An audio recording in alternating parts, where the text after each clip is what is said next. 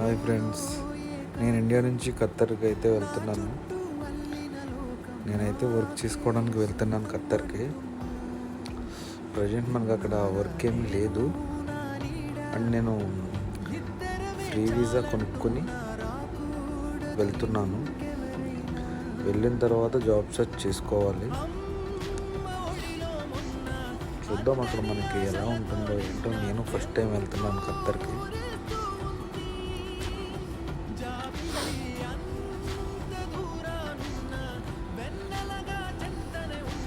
ఖత్తర్ అయితే ఎంటర్ అయ్యాం friends.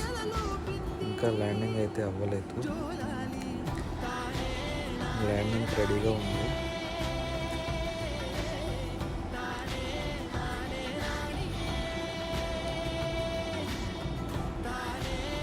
ఖత్తర్లో land అయిపోయాం ఫ్రెండ్స్.